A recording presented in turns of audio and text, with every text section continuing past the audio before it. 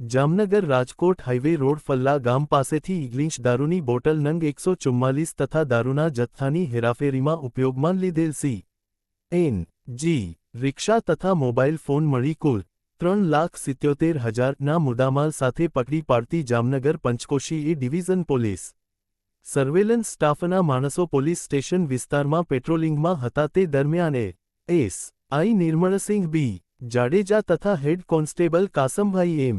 બ્લોથર તથા કોન્સ્ટેબલ હરદેવસિંહ એમ.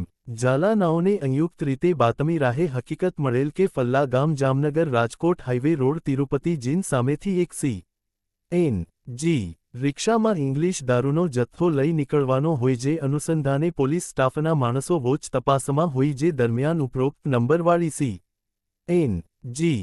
રિક્ષા નીકળતા સદ્રહુ રિક્ષાને રોકાવી રિક્ષાની ઝડપી તપાસ સદ્રહુ રિક્ષામાંથી ભારતીય બનાવટની અલગ અલગ બ્રાન્ડની ઇંગ્લિશ દારૂની બોટલ નંગ 144 કિંમત 72,000 તથા દારૂના જથ્થામાં ઉપયોગમાં લીધેલ રિક્ષા જેની કિંમત 3 લાખ તથા મોબાઈલ ફોન મળી કુલ કિંમત 3,77,000ના મુદ્દામાલ સાથે એક ઈસમને પકડી પાડી મજકૂર આરોપી વિરુદ્ધમાં પોલીસ કોન્સ્ટેબલ કમલેશભાઈ એ.